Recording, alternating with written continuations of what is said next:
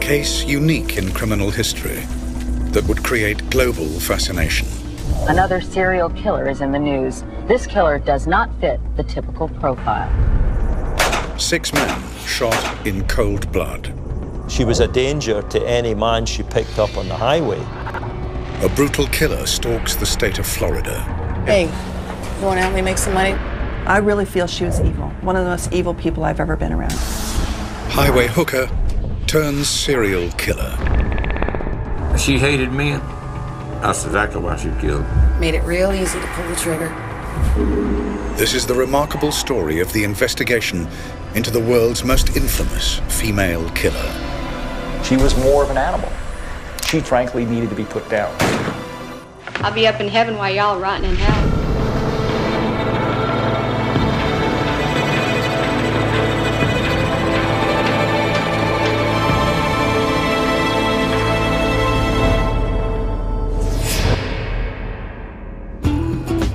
Daytona, Florida's most famous beach and a magnet for holidaymakers and America's retired.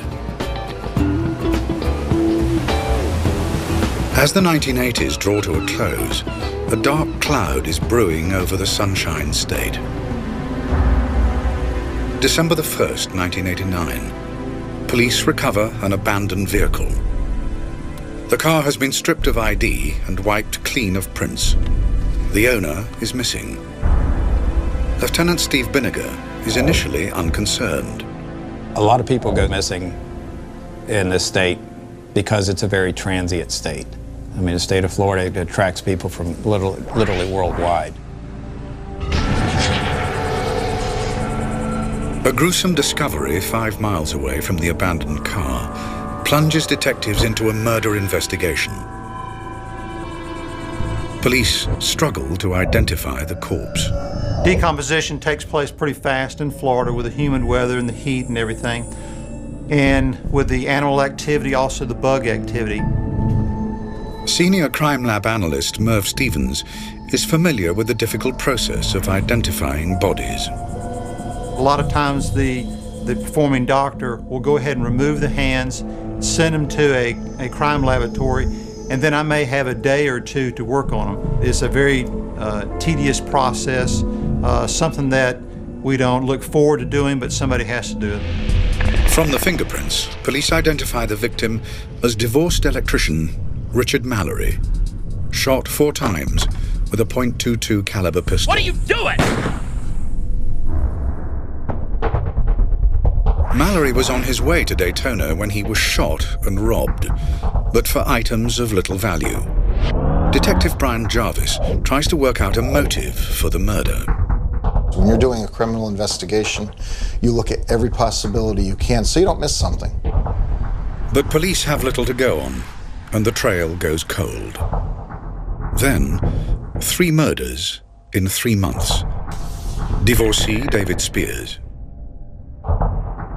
Soon-to-be married Charles Cascadden. And family man Troy Burris. Investigators notice a chilling similarity in each of the killings. Each of these cases involved somebody being killed with a .22 caliber, which is typically more of a woman's gun. People don't usually use a .22 caliber gun to do murders, and yet we have 3 of them right in Central Florida. It's not a powerful weapon and is usually used for self-defense. The same small caliber gun was used to kill Richard Mallory, and there is a similar pattern to all 4 murders. They were in a vehicle. They were white. They were male, my age or even just a little bit younger. The seats in the vehicles were pulled to their forwardmost position, and that would be a common thread, which is a little unusual. But as police begin to make the connections between these murders, a killer continues to stalk Florida's highways. Come on in. Retired police chief Charles Humphreys is on his way home to his wife of 35 years when he stops to pick up a hitchhiker.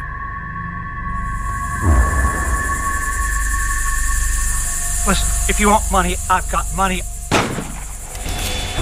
With a fifth man lying dead, police are rocked by the realization they are hunting a serial killer. A task force is set up to analyze the murders and draw up a profile of the killer.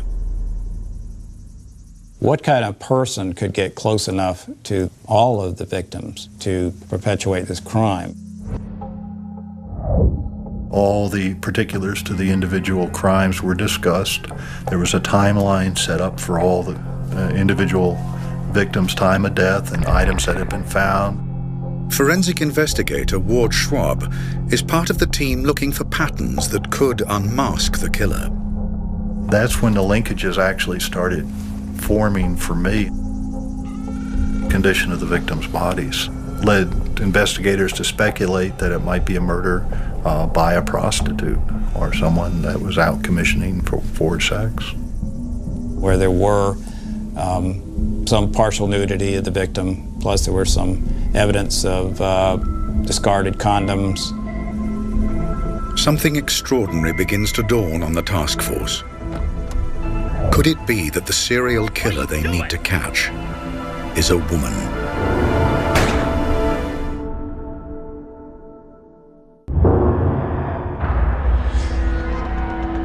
Get out of the car! 5 men shot. Their bodies and cars scattered across Florida's interstates. Just move now. County detectives believe they have a highly unusual case on their hands. They suspect the killer they are looking for is female, soliciting along the highways to get close to the men she robs and murders. There was no other documented female serial killers that we could think of. You wonder, how do they act as compared to a male serial killer? The 5th and latest victim is retired police chief Charles Humphreys, who was returning home from his job as a child welfare officer. When we examined the body further at autopsy, it looked like he had actually been spinning and was being shot as he was turning, like he was trying to get away. The painstaking search for clues at Florida's Central Crime Lab is frustrated by the killer's attention to detail. Lab analyst Merv Stevens processes the evidence in the hope of finding a single print. The individual that was committing this crime was very methodical as far as trying to wipe down all the evidence that they knew possible that may lead the crime scene back to them. Frustrated by the lack of evidence to move the case on, unsolved crime files are reopened in a bid to try and find a lead. The case of missing missionary Peter Sims stands out. Peter Sims was a middle-aged man traveling alone on Florida's interstate. Investigators discovered that Sims' abandoned car was found not far from where the 4 other victims' vehicles were dumped. We felt there could be a very good connection here between Peter Sims' vehicle and the other homicides that were occurring. Other cars had been wiped clean, other vehicles had their license plates removed, and every other vehicle had the seat pulled forward. But with the Sims case, there's one crucial difference. The missing man's car has been crashed, and there is a vital piece of evidence inside. A bloody palm print.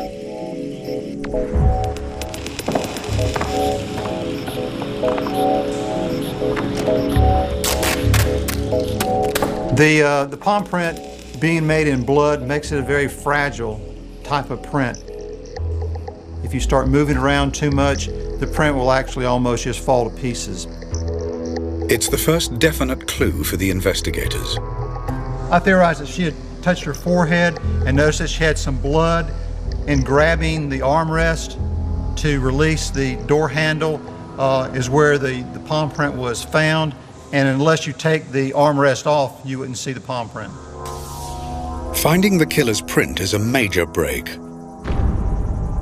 Merv Stevens works on the critical job of analysis. But the Sims case has provided another vital lead. The police have an eyewitness account from a local resident who was close to Sims' car on the day it was crashed and then dumped. There were a couple people outside of her house using her hose. She noticed they had blood on them, and they were rinsing the blood off. Detectives are staggered. A whole new twist is added to the investigation. The sketch, based on the eyewitness's account, shows not one, but two female suspects. Do investigators now have two serial killers on their hands? It was overwhelming. I can remember my first thought is, what do we do next? But detectives have little time to think before another body is discovered. Normally with a body dump, you have some other evidence there. In this particular case, there was none. It appeared to me that someone had gone to great lengths to try and hide the identity of the decedent. The seventh victim is identified as trucker and reserve police officer Walter Antonio.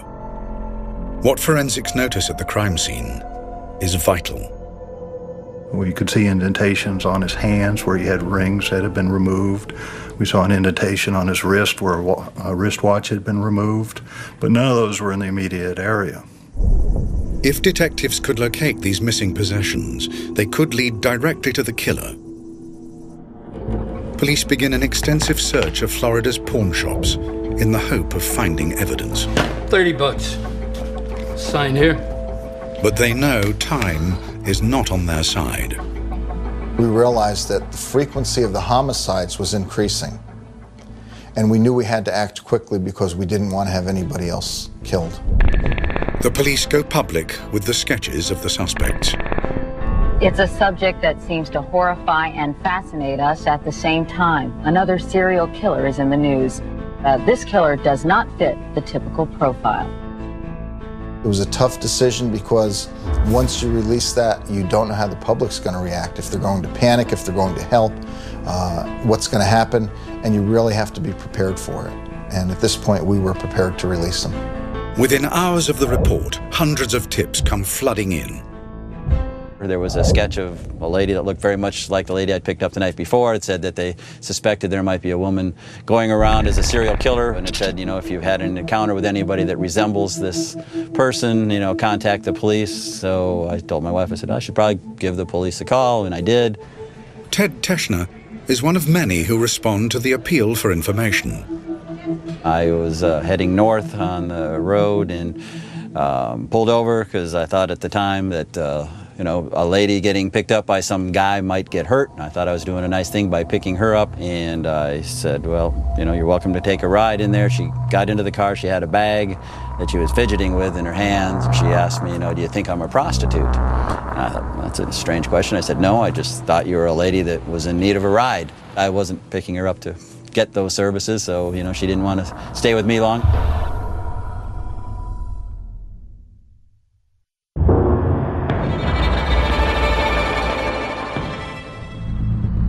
Investigators can now begin to build a profile of the suspects. The leads coming in were pretty good. You don't always get that lucky. They point to two women who stay in the Daytona area, who match the description of the eyewitness sketch. Part of the leads indicated that they had stayed at the Fairview Motel under the name of Cammie Marsh Green in room number 8. We had the Volusia County Sheriff's Office check their pawn records to see if there had been anything pawned in any of these names. And what they found was that Cammie Green had actually pawned a couple of items. We got the pawn tickets from them, and one of those pawn tickets included the items that had been taken from Richard Mallory, a radar detector and a 35mm camera. Let's fill this out. Police quickly realize that Cammie Marsh Green is a false name. But the pawn shop has provided detectives with a vital piece of evidence. All right. At that time, you were required to put a fingerprint on the pawn ticket. Well, fingerprints don't lie. Thumbprint here.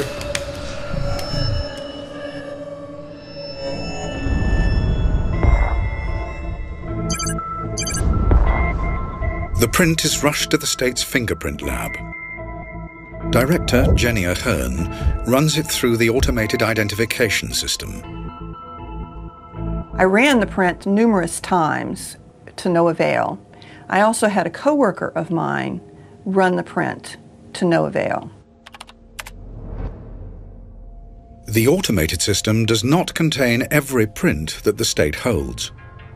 Ahern prepares to search through the database manually. It's an awesome undertaking. We really knew we were looking for the needle in a haystack. The killer is still at large. It looks as though it'll take Ahern and her colleagues weeks to search through hundreds of thousands of records.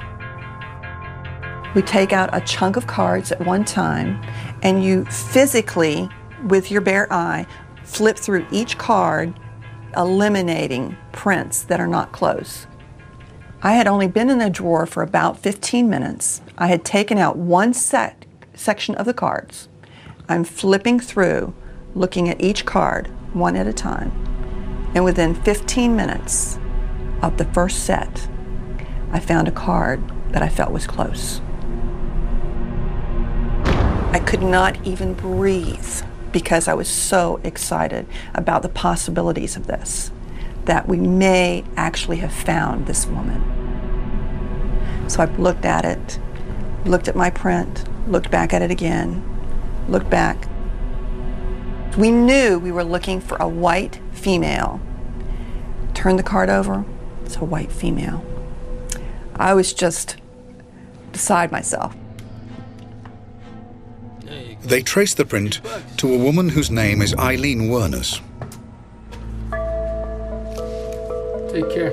She had been previously arrested for possession of a .22 caliber 9-shot revolver. So we're thinking, this is definitely a person that we need to take a hard look at. Investigators need to establish detailed information about the prime suspect. Hey, baby, how much? Come on. She traveled in these circles of, drugs and alcohol and prostitution. She seemed to always gravitate back to the Volusia County area. We decided to put some surveillance teams out. It was very much a long shot. The team begin combing Daytona in the hope of tracking Wernus down. Mike Joyner is one of the undercover officers trawling the bars, while his colleague, Tom Tittle, is part of the backup squad. We were essentially divided up into shifts. Myself and a few others were on the midnight shift, so sleep during the day, and at nighttime we would go around the city trying to fill in into the bars, into the low-life areas. Joyner poses as an out-of-town drugs dealer from Georgia, looking for a good time. We'd go to a bar and get out and go in and belly up to the bar and kind of drink a beer. The trail for Wernus leads them to a notorious biker bar, the last resort. It was pretty unique. The ceiling was made up of bras and women underwear, where they had evidently taken them off and put it in the ceiling, stuck them up in the ceiling with pins and stuff. Owner Al Boeing confirms that Eileen is a regular at the bar, usually drinking with her lesbian girlfriend, Tyria, who she'd been seeing for nearly a year. She used to come in with a girlfriend, Ty.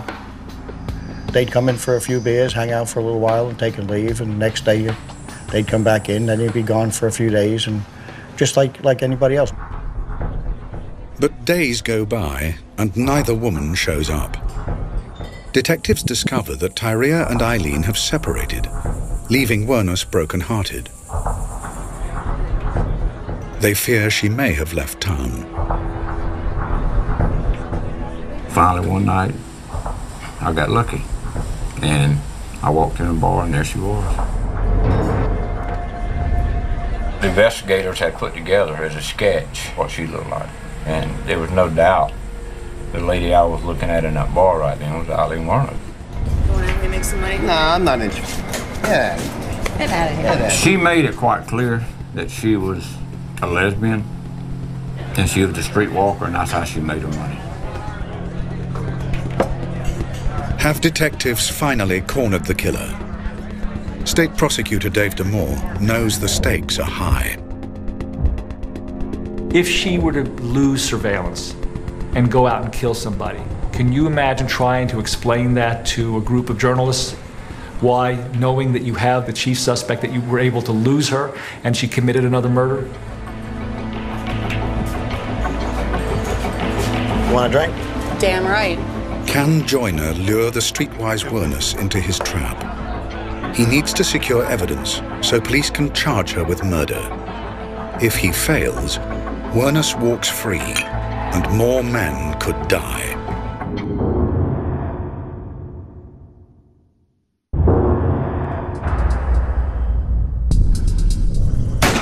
With 6 men dead and 1 man, Peter Seams, missing, investigators have tracked down and put their prime suspect, Eileen Wernus, under surveillance at the notorious biker bar, The Last Resort. The stakes couldn't be higher. My thinking was we found her. We know where she's at, let's don't lose her. I don't want to be her next victim. Want a drink? Damn right. 2, please. Undercover officer Mike Joyner needs hard evidence, fast, so the state can charge Wernus with murder. How's it going? It's going. If the operation fails, more men could die. She wants cigarettes, I'll buy her cigarettes. She doesn't have any money. You want a cigarette? Yeah. As Joyner strikes up a rapport with Wernus, his support team wait anxiously nearby.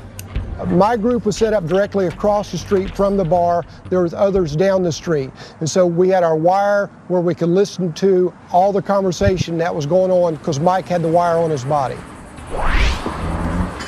What are you hanging around for? Are you gonna screw or what? We conferred with the undercover officers too, because they would come and go out of the bar. These 2 guys were excellent undercovers, and I have a great amount of respect for them personally and people who can do that kind of work. As the investigation closes in on Wernus, the team listening in agonize over what to do next. My difficulty was that my job would be to get a conviction based upon evidence that I didn't have yet.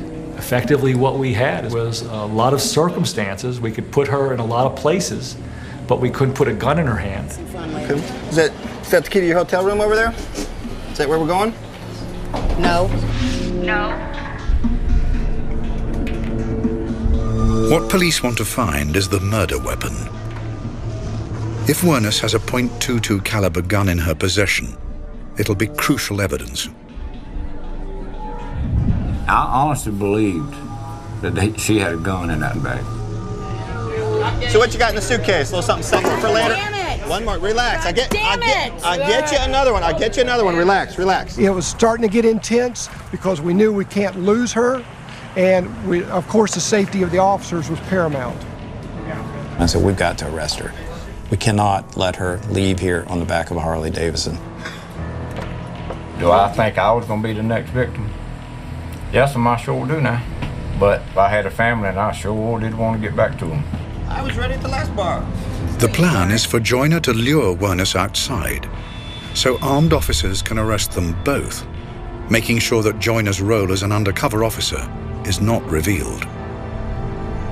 I said, I'm going to go get a motel room. I'm going to bring you the key. You need to go take you a bath, because you stink. You okay? Just stay here, all right? I said, you stink and I stink. We ain't bathed in 2 or 3 days, I guarantee you now. Some of us need some water and soap. Hey, look what I got. Look what I got. Get your bag. Let's go. Come on. Come on. Come on. Let me get my beer. Don't get lost. Don't get lost on me here, darling. Stop! Stop! Police! What's this about? Hands behind your head. What's this all about? I didn't do anything! I didn't do anything! They had to put us in the back seat of a patrol car together. And I really jumped on her pretty hard at that point. What the hell did you do? Why were you in here? I don't know. I think they think I killed somebody. Finally, when it was over, it was like a big calm after a hurricane. Detectives hope to find the murder weapon in Wernus's suitcase. But there's no gun inside. Now, once you take somebody into custody, there's certain time limits that you can hold them in custody depending on, the type of case. So, the clock was ticking against us. Police can only charge Wernus with an outstanding firearms offence from the late 80s. There is real concern that without sufficient proof to charge her with murder, Wernus could soon be back on the streets. I think I made it very clear to the investigators that they had jumped the gun, in my opinion, that I was very unhappy with their decision, that I didn't have a case that I could prosecute successfully based upon the evidence as I saw it at that point. To make a murder case, detectives have to link Wernus to the crime scenes. Lab analyst Merv Stevens can finally compare the bloody palm print he found in missing man Peter Seam's car with an arrest print taken from Wernus. Once I have my photograph of the area, I tried to look for identifiers. In this case, this flexion crease that is appearing in the latent left and also in the inked palm print. Then I try to look for the uniqueness, and you can go through and find points of identity in both photographs. And I made a decision that it was her palm print that was left in Peter Sims's vehicle. But the palm print does not help their case. Police have not found Seam's body. Without his corpse, there's no proof of murder. With time running out, detectives mount a search to track down Tyria Moore, the second female suspect from the witness sketch, and Wernus's ex-girlfriend. We didn't know with Tyria Moore how much she was involved at that point either, but we needed to locate her because we felt like that was going to be critical. Officers tracked Tyria down to her sister's home in Pennsylvania. I wanted to afford Miss Moore an opportunity not only to help me build my case, but to prove to me that she was not involved. And I felt the best way to do that was to put her in a position to assist us in our investigation and set up a surreptitious phone call between she and Aileen Wuornos where they could converse about what had happened. Police realized that Tyria could be the key to securing a confession from Wernus. The confession was critical to breaking the case. I mean, to actually making it from, well, this is probably the person that did it, to convicting this person. Tyria agrees to help. Police set a honey trap. I'm getting scared. Wow. I definitely don't think there's anything to worry about. Well, I'm pretty damn worried. I'm not going to let you get into trouble. We were sitting right there listening, and she was very nervous about it and worried about it. And she had feelings for Eileen. You could tell she did. But I'm not going to jail for something you did. This isn't fair. Yeah, I don't think she wanted to go to jail for her now. She wasn't that fond of her. You didn't do anything. You evidently don't love me anymore. You don't trust me or anything. I mean, you're going to let me get into trouble for something you did. Listen, quit crying and listen. I can't help it. I would die for you. Would you? That's the truth. I'd gladly die for you. I'll just wait for you on the other side. I love you. I really do love you. I love you a lot. I don't know whether I should go on living or just... I'm not going to let you go to jail. If I have to confess, I will.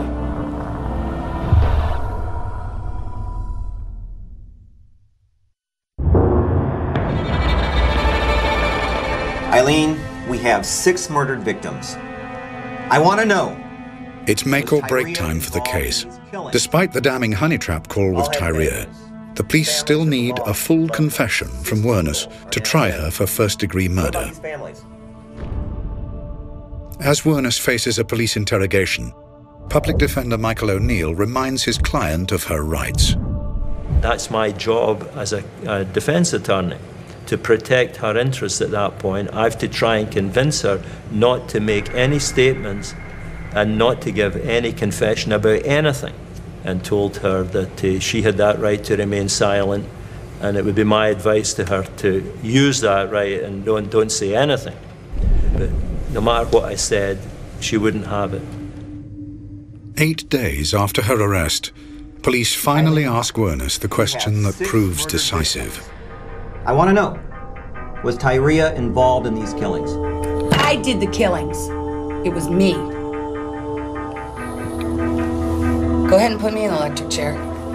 Her total focus was on her friend and protecting her friend. She showed absolutely no concern about herself and her own fate.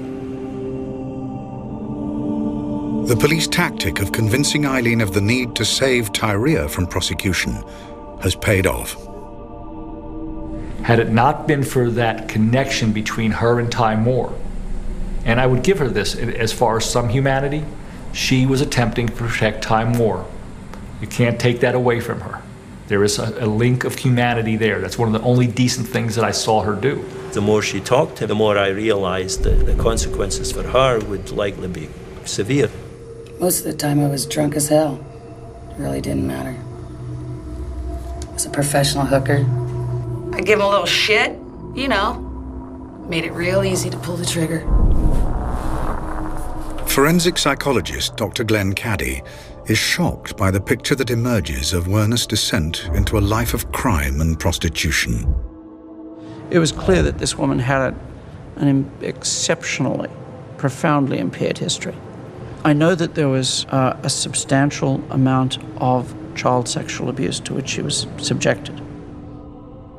Abandoned by her mother and paedophile father, Werness was brought up by her grandparents. As an escape from the savage beatings from her grandfather, Laurie Werness, the young Eileen quickly learned to blank out her emotions and use any means by which to gain acceptance. By age 7 or 8, she was hypersexual. I believe the records indicate that she was called a cigarette pig. And the issues were that she would swap sex by age 8 or 9 for whether it be oral sex on a man or intercourse, for cigarettes and for money. The whole rearing experience and how she functioned was consistent with really high trauma events in childhood. At some point in time, I think Aileen had basically said, I've had enough. I'm tired of being taken from. I'm going to take. What more could she take than these men's lives? Having secured the vital confession, the next priority for detectives is to find evidence to make the prosecution case watertight. Is there any property that you might have collected from these victims that you stashed somewhere? Nah. I just flung them out the window as I was driving. Detectives track down a lockup rented under Werness' alias, Cammy Marsh Green.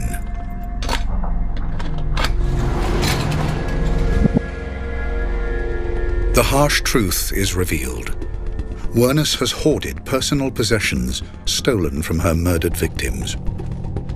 A lot of these items were personal to the individual. They were briefcases, they were watches, they were rings. It may have been souvenirs, or it may have been a further attempt to try and hide the identities of the victims. And we were actually able to tick off items and establish what belonged to which victim. For police, this is vital evidence. For victims' families, a reminder of their loved ones. We have some hair here. Among the items is a hairbrush. Bag that. Peter Seames's son is asked to identify it. He kind of lifted it up in front of him and his voice started to quiver. And he said, my father used to brush my hair when I was a child with this brush. And I remember the tears welling up in my eyes. And I was just about to cry. To this day, that image of that boy remembering his father brushing his hair with that hairbrush brings tears to my eyes. Get out of the car! What are you doing? What are you doing? Police have a confession. They have evidence to link Werness to the victims. But to clinch the case, they need the murder weapon.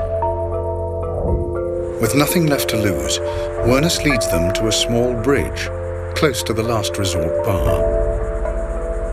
She had taken the handgun, which was a .22 revolver, a set of handcuffs, and also a pocket knife. And she'd placed them in this cloth bag and then threw them as far as she could into the water. A team of divers went in and almost immediately found the bag. But Stevens is extremely concerned about this most critical piece of evidence. I had given the dive team and everybody instructions, put all the items in a bucket or a pail with the water that it came out of, because if you take it out, it's probably going to start rusting immediately. The gun has remained intact long enough to reveal yet more damning evidence against Wuornos. Our firearms examiner was able to go ahead and out of the 7 cases that she was charged with, I believe it was either 3 or 4, positively said that was the gun that was used in the commission of those crimes. Police now have enough evidence to proceed to court. A trial date is set for Eileen Wuornos. The public is shocked as news of her alleged crimes hit the airwaves. Authorities call her the first true female serial killer. But now there is a new twist. Wuornos claims the murders were committed in self-defense. The world's media must await the trial of Eileen Wuornos. Will she become the first convicted female serial killer in Florida's history?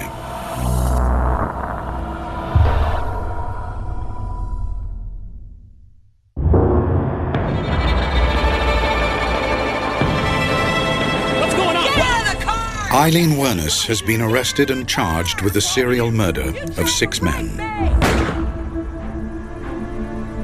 Made it real easy to pull the trigger. In a plea bargain, she admits to 6 murders, hoping to swap her confession for a life sentence rather than death row. I did the killings. It was me. But Wuornos' plea bargain is rejected. She will be tried for her life. Beat me up, rape me, or kill me. The main thing about Eileen Wuornos was she was a female serial murderer. And that's why the state would be out to get the death penalty on her. First up is the murder of Richard Mallory, Eileen's first victim. Wuornos pleads self-defense. You shot him immediately. Didn't give him a chance to say anything, did you? Am I supposed to stop the clock and say, rationalize with this guy who wanted to kill me? She described herself as having her neck tied to the steering wheel by a steel cord and having it cut and bleeding. He was going to kill me. He was going to beat the living daylights out and choke me to death. There was no blood in the vehicle when it was found by us, no trace evidence to suggest that she had been tied to the steering wheel. Wuornos' testimony does not convince. Ex-girlfriend Tyria, who is not facing any charges, has become a state witness against her. We were sitting on the floor watching TV, and she just come out and said, I have something to tell you. And I asked her what, and she said that she had shot and killed a man that day. Their taped telephone conversation is powerful evidence against Wuornos. I don't know whether I should keep on living or if I should... No, Ty, listen. What if they don't believe me? Ty, listen. What? I'm not going to let you go to jail or anything. If I have to confess, I will. She is found guilty, and the judge imposes the ultimate sentence. Until by warrant of the governor of the state of Florida, you, Eileen Carol Wuornos, be electrocuted until you are dead, and may God have mercy upon your course. Wuornos' claim of self-defense has failed to save her from the death penalty. But the judge had not allowed Wuornos' legal team to present evidence that her first victim, Richard Mallory, had a previous conviction for attempted rape. The fact that he had a conviction years earlier didn't put the gun in his hands. She was the one that carried the gun, she was the one that had it with her, and she was the one that took it out and shot him. When the jury advised us that they were recommending to the judge that Eileen Wuornos should be put to death, I felt it was justified. I was fine with it. I had no qualms in my heart or my mind that it was the right decision. In March 1992, Wuornos pleads no contest to the murders of Charles Humphreys, Troy Burris, and David Spears. Probably get 3 more death row sentences, and then I got to go to Pasco and Dixon for 2 more death row. How many times you got to kill me? Then, in June 1992, Wuornos pleads guilty to the murder of Charles Carskadden. The following February, she's found guilty of the murder of Walter Gino Antonio. She now has 6 death sentences on her head. The victims' bereaved families welcome the verdicts. She shot him 7 times. She's just evil. She's a horrible, evil person. As the body of Peter Seams is never found, Wuornos is not charged with his murder. As Wuornos waits on death row, her defense team mount an appeal against her sentence. If they can prove she's insane, she will escape the death penalty. You have the right to an appeal. Mr. Glazer, is that going to be handled by you May or the your public wife and defender? kids get raped. I would ask that you would point the public's office. But Eileen Wuornos insists she is sane. She instructs her legal team to drop her appeal against the death penalty. They comply with her wishes. She was controlling her own death because she was a volunteer to be executed. I'll be up in heaven while y'all rotting in hell. She did not have to be executed. She could have continued with her appeals, and it would have been much more difficult for the state to execute her, even a serial murderer. I have made peace with my Lord, and I have asked forgiveness. In 2002, Eileen Wuornos has been on death row for 10 years. Debate rages as to whether she should face execution. Dr. Glenn Caddy assesses whether she is competent to die. My conclusion was that this woman was extremely mentally unstable, that she was not competent because she was suffering a profound delusional disorder. But the state decides that Wuornos is fit to face execution. It's time.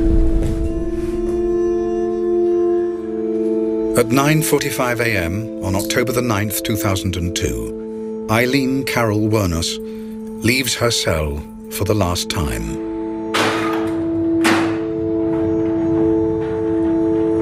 Her agenda was that she wanted to die. She had expectations that she was going to come back to Earth and that she was going to have a very powerful role to play when she came back. With the exception of killing these people, her background was one of tremendous powerlessness and ineffectiveness and loss. And so, in essence, this whole delusion was the presumption of having a new life. And so she couldn't wait to get there.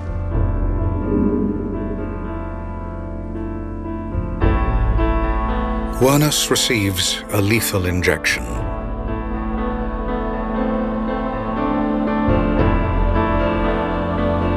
Her final statement was this exactly: "I'd just like to say I'm sailing with the Rock, and I'll be back like Independence Day with Jesus, June 6th, like the movie, big mothership and all, I'll be back."